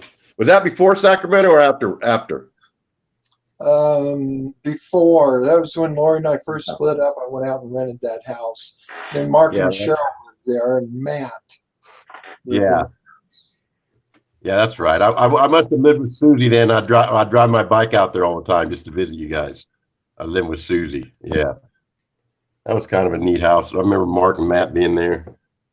Yeah. Matt, remember when I first went to Chico, Matt was just the shit, wasn't he? All the little cousins just looked up to Matt like he was something else. He would take us up to the creeks and he'd do all kind of crazy shit. And oh man. No, I don't remember that shit. I wouldn't do that. Well, Matt was always a kid when we were younger. I'd be over at their house hanging out with Mike. We would always pick on Mark and Matt, but Mike used to dare Matt to do anything we dared Matt to do, he'd do it. He did, huh? We used to put Matt in dangerous, terrible situations, just see if he'd do it. And he was like that kid that would eat anything you give him. Yeah, but I think you're off the roof of that house. Okay, I can do it. Climb the top of that tree. Yeah, I think you were as dumb as I was at the time he got the hang glider. Weren't you with me when we were standing on that fucking hill waiting for him to hang glide? We're gonna go next. None of us had we'd go up there, we'd see these people taking lessons. We'd go, oh, what are they doing? Well, they're taking lessons. Oh, okay. But Matt had that kite, and not one of us had one lesson, and we were standing there waiting for him to get done so we can take our turn, right? Luckily, he broke the damn kite down before we got a chance. I crashed it. I folded that sucker up. I took off from that hill, got maybe 30 feet in the air, and it just boom, boom. Yeah, I was next. I was going to go next. So thank you very much for crashing it. I was trying to protect you. Yeah. Wasn't that crazy of us just to be up there, just no lessons, no nothing. We're just going to hang glide, just jump off and hang glide. Looked easy. Then Matt ended up getting in concussion. You know, that's what happens when you don't know what you're doing, I guess. Yeah, he wiped out a few weeks later after got it fixed. Then he wiped out. Yeah, he was in a coma for 3 days. I'm going back. Oh, that's funny. Poor guy had everlasting effects after that. He never was the same. He never was the same. No, his IQ kind of went down a bit. No, he's never the same after that. He was definitely changed him. But that is so funny because I didn't remember you being before me, but now I do. When you said that, Because it was us waiting in line. Matt did a little jig jog. You were next, and you crashed it and broke it. And I thought, oh shit, I don't get a turn. I don't know how we survived. I don't know how any 30 years old. That was a hairy hill right there. People were jumping off that hill, and they were able to get way up in the air. Just think if you'd have accidentally got way up in the air, you wouldn't have known what the hell to do up there. It would. I was lucky I crashed it when I did. Yeah, exactly. That was crazy. I was only high enough to get a bruise. Yeah, you didn't get hurt. The kite broke, but you didn't get hurt. No.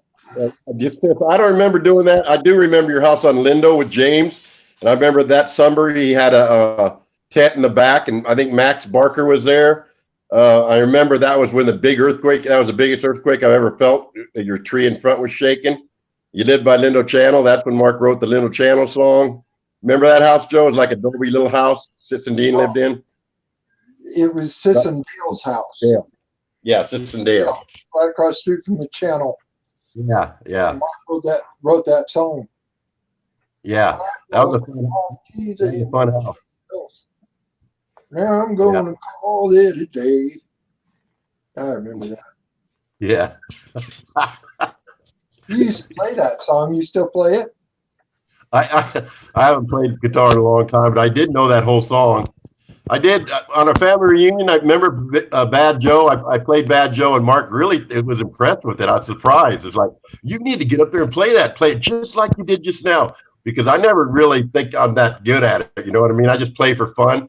But so when people like Mark says, "Hey, that was really," I don't know whether to believe him or not. You know what I'm saying? But he was kind of impressed and looking back on it, because I kept Bad Joe for a long time in my little repertoire, and at the family reunion I played it for him. He was impressed. Yeah, that was a hard song to play. I could never play that song. I like that. It was a catchy little song. That, and there was what was that one Sis always liked? The Chico Family song. Yeah. Got some family in Chico. Chico. Our Star. That was a great song. I played Star. I like Lindo Channel. That was a really good song, Lindo Channel. Didn't you? That was a good one. And if you go to his YouTube site, you'll see him doing a version of Blues in the Storm. I saw that. I didn't like it. I didn't like it as much. She's really good singer. It's really cool. Yeah, but I like that version as much as the first one. Did you? What's that? Oh, I didn't like that version as much as the original, though. I like that girl singing that. I thought that was better than the original. Then your song about Justin Hayward, that was one of the best songs right there. That was a great song. What song? The one about Justin Hayward. Oh, a song called Justin. Yeah. I love that one. Stupid about that over that song. After years later, I thought that was really a dumb song to write. No, really, because you were really inspired by it. You know, he's one of your idols, and you wrote a song about him. So, I mean, it was a really good song, though. I liked it. Why don't you bust out a few bars, Joe? Come on, you can do it. Your guitar's right there. Oh, About the 12 string. No. You don't have to. He gave it to Barney. If I was you did? going to do a song, and I'm not, if I was, that'd be the last one I'd do. Yeah. You probably don't remember that song, do you? I can remember it. I remember most of the song I ever wrote. I've only wrote 4 or 5 songs in my life. I wouldn't be able to play not a one of them. Not even the first verse. I don't remember. You got to record them. You put a guitar in your hand and start strumming, you'd remember. No, I don't. I really wouldn't. I'm telling you. I go on SingSnap because I put them on there, a couple of them under a different name, and I'll play them and I can remember do it then, but I can't to play them. I can't remember all the words. All right. What'd you do? What'd you do today? See you guys later. Okay. Take care. Dame. Thank you for coming on, Damien. Well, Joe, we've been on here over an hour and a half already. Oh crap! Is It goes by fast, huh? Yeah. Is there still people watching? Yeah, we got a few. I'm going to drop the link, and if someone else wants to come up and reminisce about Uncle Joe, we could do it. I bet you Terry has some memories about you guys. Do you remember now, I don't know if do you remember your name of the band was called Bosco Oh God, yeah. before Windy Day, right? Mike Smith, George Ewan. Yeah, I remember that. Yeah. Yeah, we were going into Hollywood and making records, and yeah. You remember a guy named Bill Engel? Yeah, with the bad ear. No, that was Bruce. Oh, Bill Bruce. Engel was a guy with real long hair and just a whiz on the electric guitar. Um, anyway, I've spent 40 years trying to find Bill, and I just connected with him a couple weeks ago on Facebook. Did you see that documentary Laurel? I think about Laurel Canyon recently. Yeah. That Yeah. it's a shame because you were like you were right there with all that, all of those bands were like right there, but you never really like went to the Whiskey or any of those places at that time, did you? And see the Doors or No, it was like 60 miles away, so it was just a little out of touch. but that was quite happy. Just one of those days you could have stumbled onto something and everything could have changed. Yeah, there was little things, I remember being backstage at Swing Auditorium, Janis Joplin concert, and Chicago MC5, and watching Janis get drunk back there. Remember one day we were recording in Hollywood, and this guy comes in and listens to us for a few minutes, and he left, and somebody said, well, that's the lead guitar player from Steppenwolf. I don't even know who he would be or his name, but yeah, you just if you're there, you'd bump into people. Are there any is there any copies of that record around anymore? Did you ever save a copy, put away somewhere, or is that?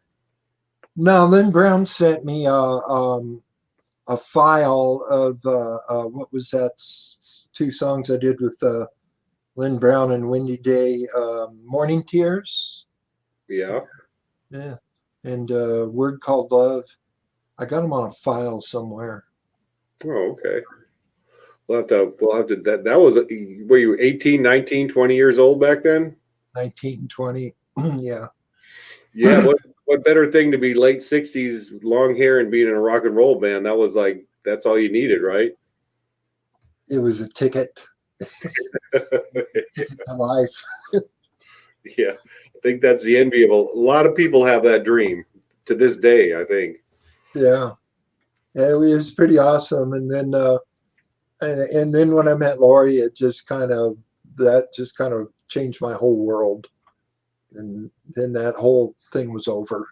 Did you like fall madly in love, head over heels with her? Madly in love. And it wasn't too long. I think we were only together less than a year, and we moved to Chico. So it happened quick, huh? Yeah, and just getting out of San Bernardino, that just changed everything.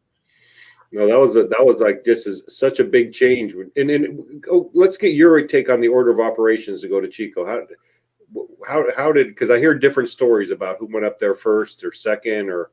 Okay, what happened? Here's the true story.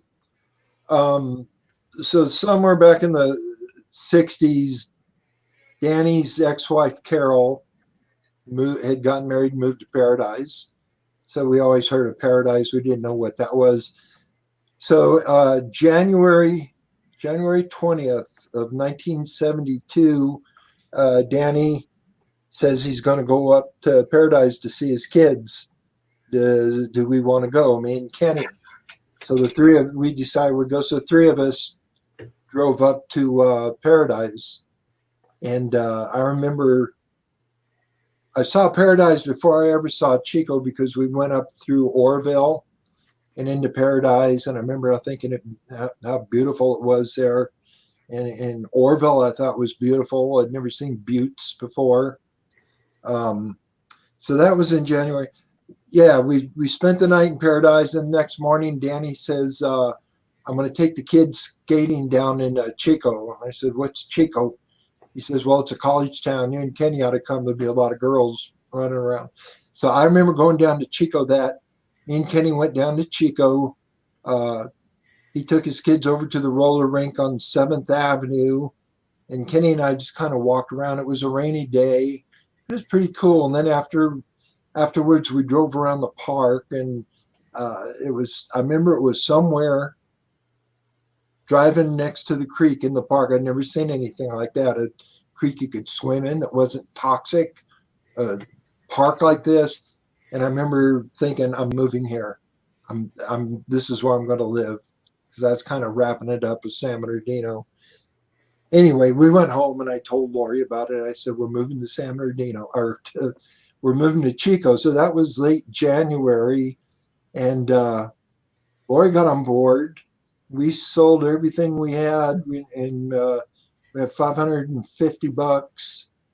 And we came up here on March 2nd on a Friday. And we figured we've got about enough money to get by for 2 weeks. And if we don't make it, we got to go back to San Bernardino. So Friday, we come into Chico, spent the night. We decided we're going to look for a motel. We're going to look for a house to rent on Saturday. If we don't find anything by 3 o'clock, we're going to Grass Valley. And we looked there because I like Grass Valley because we did that on our trip. Anyway, by 3 o'clock, we did. We found a house over in Chapman Town. So at Chico it was, and that was me and Lori and Tim. We all three came up together. So we were here. We didn't know anybody. We didn't know Carol, so we were here, and then we were encouraging other people to come up because we were getting bored. And I cannot remember the order of people, but I know within that summer, Steve, Terry, Kenny, people just started coming up, and either they'd hang out at our house until they got their place, or they'd stay and go back to San Bernardino and then back to Chico. A lot of back and forth. But yeah, I remember that winter and spring of 72. It was kind of a lonely time because there was no family. It was just the three of us, but we had a lot of fun exploring. And then that summer came, and Danny came up, and we started going up to the upper park every day and skinny dipping and smoking dope and doing everything they were doing in 72. And then people just started coming. I think Mom and Dad came up about 75. Kenny built their house. What did you do for work when you got up there? What's that? What did you do for work? I got a job in a bar downtown, a dive bar, as a janitor. That was kind of interesting job. Lori got a job at Enloe Hospital, and my job was 7 nights a week. I'd show up at 2 a.m, and they would lock me in, and then unlock me at 6 a.m. When the bar opened. So the bars only closed those 4 hours. So I'd be the guy in there, and I'd have to mop the floors and empty the trash and restock the booze. And Sounds like the town lounge. Was it the town lounge? no, it was right there on that block between 8th and 9th on Main Street. If you know where the Chico Co-op is across the street. Okay. Real old building. And yeah, I used to sit there and watch the ghosts dance around. It was a pretty spooky place to be when Just said it was haunted. especially if you hadn't slept in a couple of days. And what's that haunted one? That bar was very haunted. It kind of got me over my fear of being alone in old places at night. It was a Tower Bar. Tower bar. Tower. Hoppy Cadell was the old guy that owned it. So yeah, I worked there 7 nights a week, made $50 a week. 4 hours a night, 28 hours a week. Paying $50 a month rent. $50 a week. Yeah, our rent was $150 a month. So That was- we barely made it. I can remember Lori and I out scrounging for pop bottles to cash in to get a loaf of bread. It was very rough times. Seemed to get a little better when more people came up, and then we kind of had each other's back. And there was more people sharing rent, and Kenny was really good for going out and finding things, finding fruit growing over alleys, and bring in a bucket of nuts or a bunch of persimmons.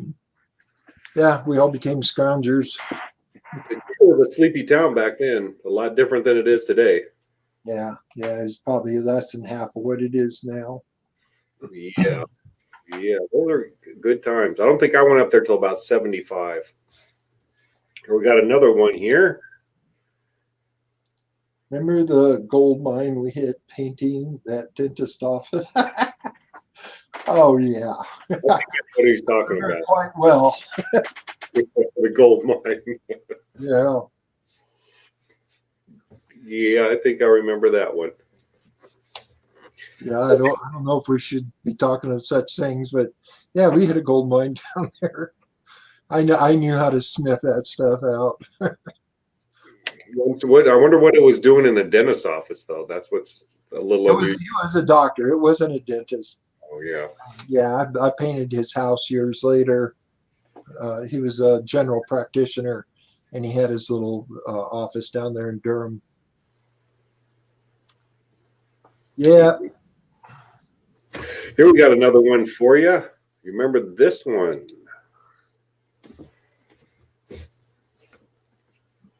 yeah, I do. 19th Street house, and Mark had connected with all those Sun Arts people, and yeah, that was they were the local Chico cult, and yeah, strange people. Nice. They were all nice, but always trying to get me on board. Always trying to get me into the little cult. I didn't want anything to do with it. For one reason, they were all gay, and I just hanging out with you guys at that time. They were all gay. So that cult started in Chico, the Sun Arts, or was that just a branch? No, it was just a Chico thing. Oh, Yeah. don't have much. I just remember the name. I don't remember too much else about it. You have a stalker in cyberspace.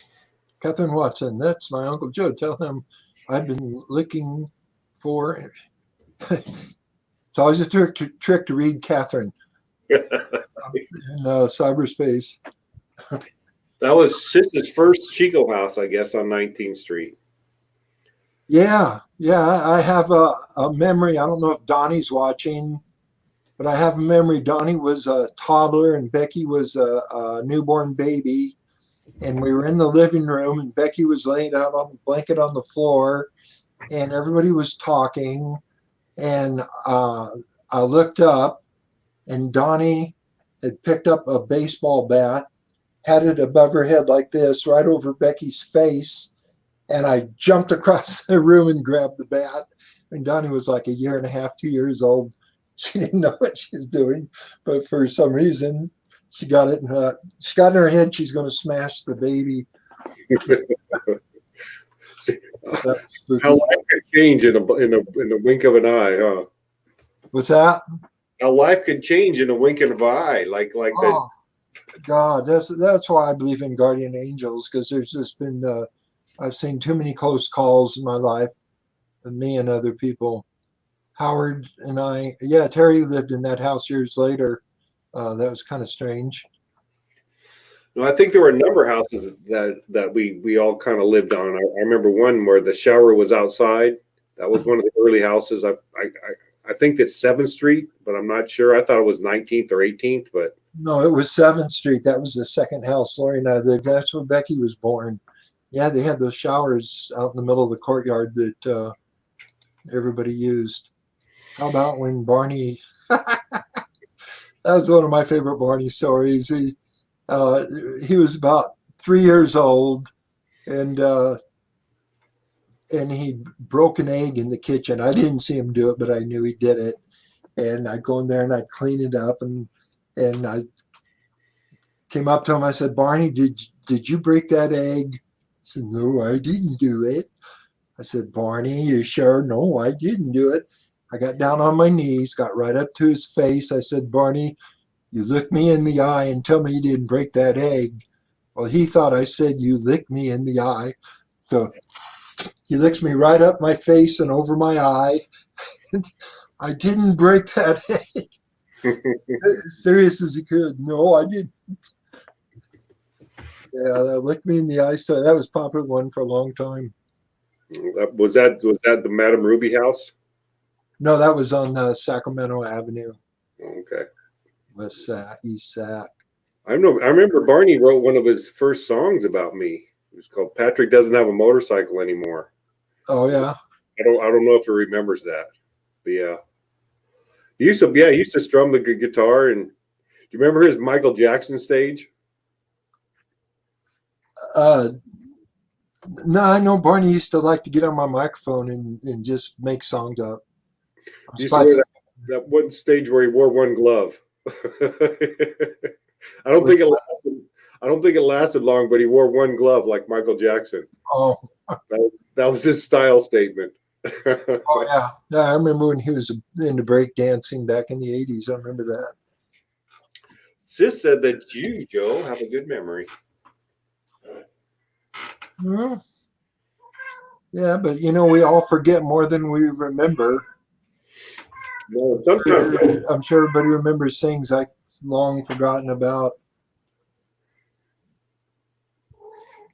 sometimes their memories are false too, which is weird. Is that your cat? Is that your cat's yelling, isn't it? Yeah, she complains all the time. So are you a cat guy now? Because you never used to be. Well, I am because I don't have my dogs and I don't want to do dogs again. It's too much. Cats are easy. Yeah. Just feed them a couple Well, times a day. Cats don't really care. No, and she kind of adopted us. So what are you going to do? She just started hanging out in our garage about 10 years ago. And how old is Uncle Joe? I'm 71. I'll be 72 later this year. So did you see? I think she just commented on, or she liked or something with what's this video? Sharon, she came on here. Sharon Thompson or Sharon?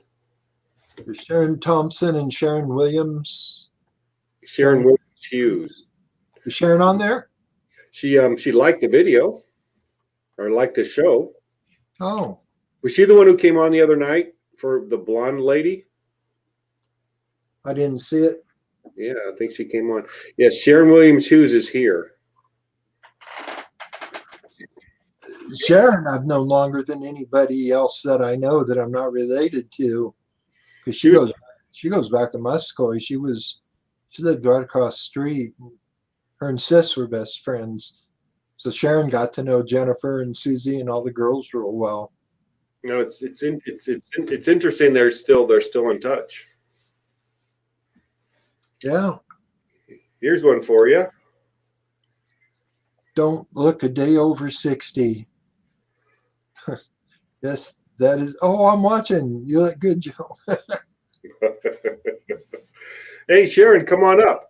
You came up already. Come on, come up. Oh, here we go. Oh, I thought she said love of my life, but I guess not. Sharon, come up if you would like to. Let me drop the link. Let me drop the link here.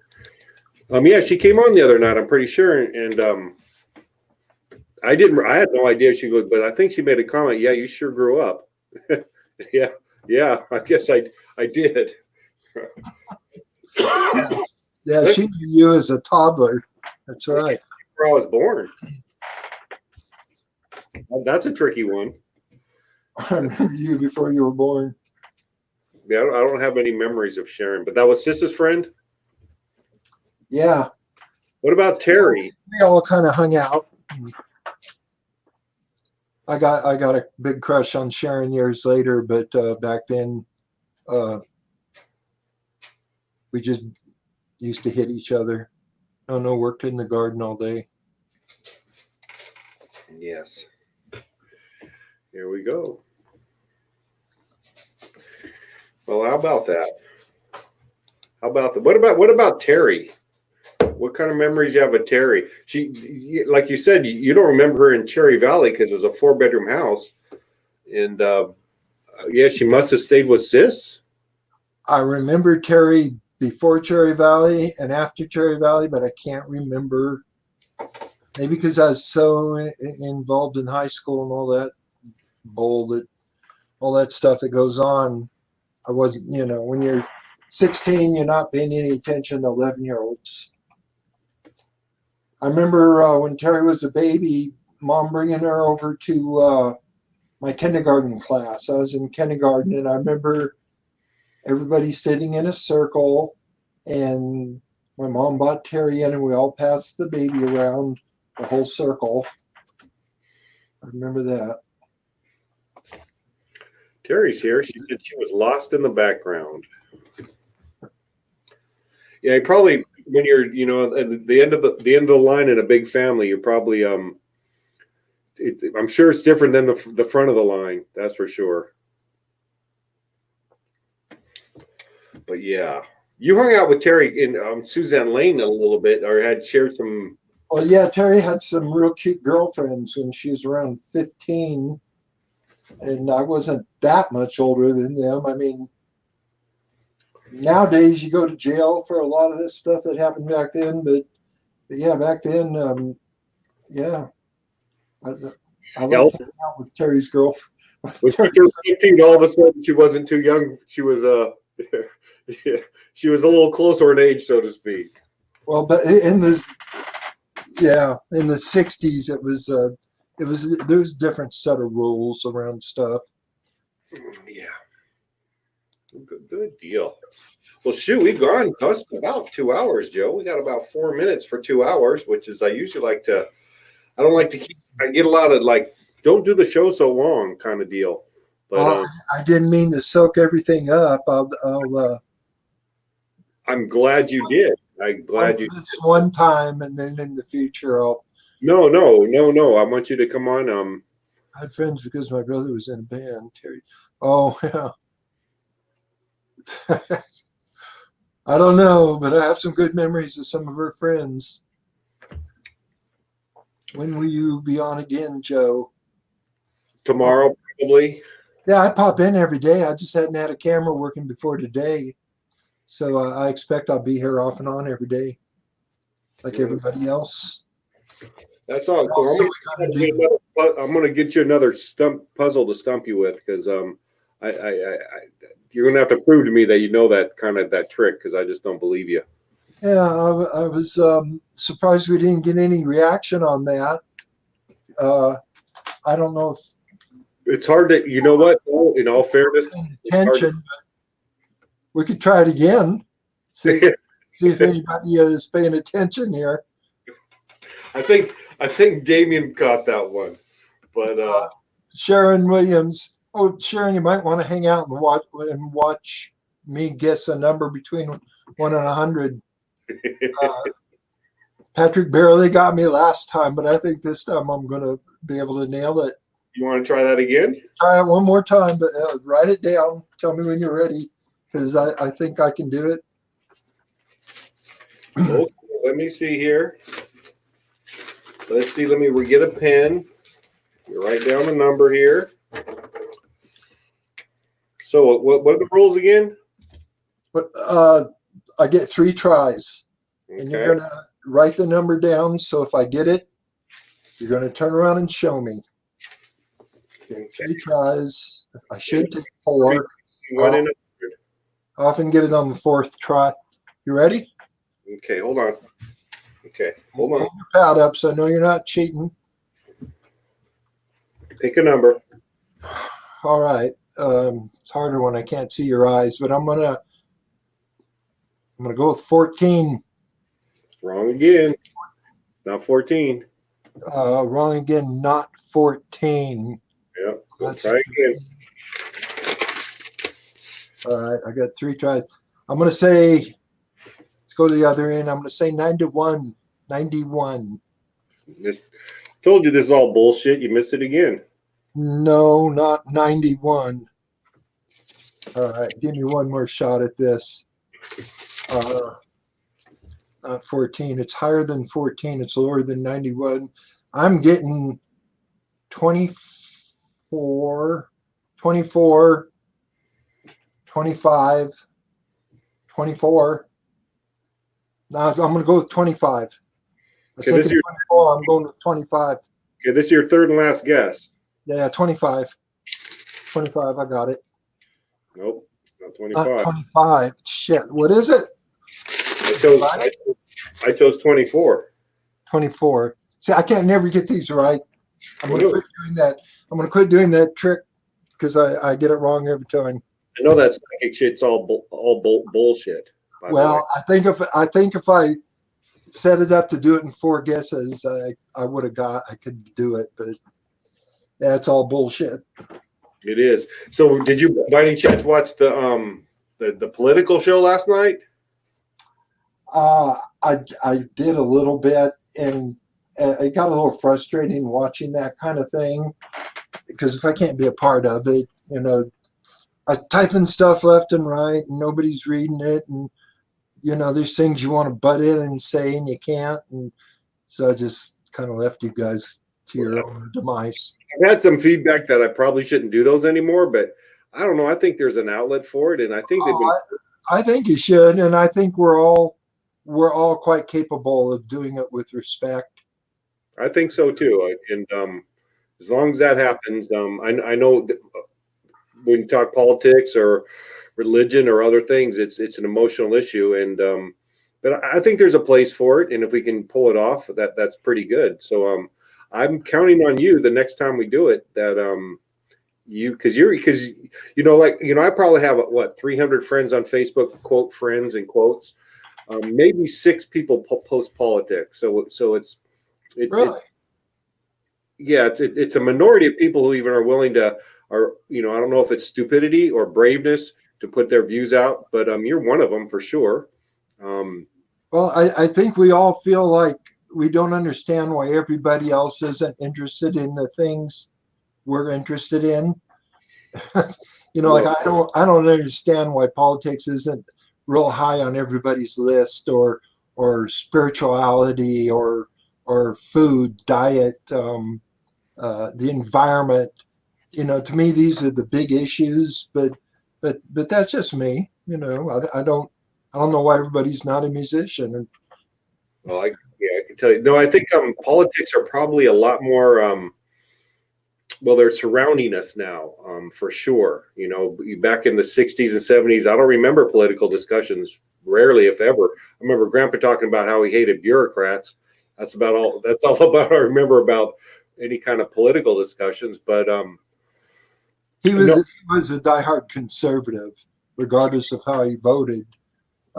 Back then, there was a thinner line between conservatives and liberals, very thin line. I mean, Eisenhower was probably the most liberal president we've ever had, in many ways. But nowadays there's a big gulf, a big gap. No, but again, my offer's still open. If you ever want to do a show like Jennifer did, which I don't know if you saw the cooking show, but I liked it a lot. It was different watching Jennifer and Susie. If you want a segment you want to do on, some of those topics that you talk about interest me. Some, it's not my big interest. So, and I know you're very passionate about those issues. So I would love, for you to, I can just sit in the background and. Well, I don't know that I know enough about anything to carry a show. I just have ideas, and I'm an idea guy. I'm not a fact guy. I don't have enough facts to back up anything I say. UFOs, I'd love to do a whole show on UFOs, but I don't think there'd be more than 2 people on my whole friends list that would be interested in that. So if you had a choice to do something, would that be one of the first thing you want to do is UFO stuff? Yeah, I would have to do some research of. It's like everything else, you forget more than you remember. Mm-hmm. So my dad used to tell me about painting. I'd ask him a question and go, "I've forgotten more than you know." Yeah, it's a subject I've been looking into it my whole adult life, but names and dates, I don't have any of that. I just like people's ideas on the subject, not necessarily. There's not a lot of facts to go by. In fact, with all these subjects I mentioned, they're all areas where you're not dealing with facts. You're dealing more with ideas. And That's why you can't argue spirituality or religion with anybody because it's just your own idea. Who's right? I don't know. You called this one right, Joe. You called this one, but we just. You do that number. So somebody was thinking.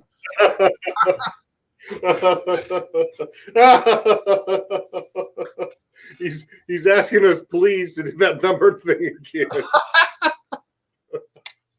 No, I feel drained. It takes a lot out of me to do that. You called that 100% on that one. He just outsmarted us, that's all. Yeah. Oh, Maybe we'll do one again tomorrow. yeah, okay. Yeah, we'll have to ponder that one. Yeah, I know Susie is very fascinated by some of these topics. She just asked, is there life after death? But we've gone over 2 hours now, so we don't want to open that can of worms right now. We'll save it for another time. Well, thanks for having me up here for your whole 2 hours. And No, I'm glad. Otherwise, it's just me looking stupid. me. I'm glad it's just me looking stupid if no one else comes up here. No, everything looks good. You got a good like the purple. I like the purple curtain back there. It kind of pops behind the black chair. Lighting's good, sounds good, and you'll definitely have to come on. Damien said, "Thank you, Joe. It's been fun. Thank you, Damien, for coming on. Maybe we'll have to get together and plan a little more. Maybe you guys could play guitar. I think with the delay, it might be messed up. But Terry, not tonight. I don't think there's a need, unless somebody really. I'm not doing anything, but I think it's good to let some things kind of breathe a little bit. Well, yeah, we definitely have a lot of areas we can touch upon down the road. If anybody else is ever interested. I'm sure there is. In fact, I want to make you a YouTube star. Thank you, Dave. Okay, well, does anybody else real quickly want to have any questions or otherwise we're going to wrap this up and I'm going to have some din din and feed my ducks. And other than that, I think that's about it, Uncle Joe. Thanks again for coming on, and we'll just wrap this up together. Good night, everybody. Take care, and we'll see you on the other side. See ya.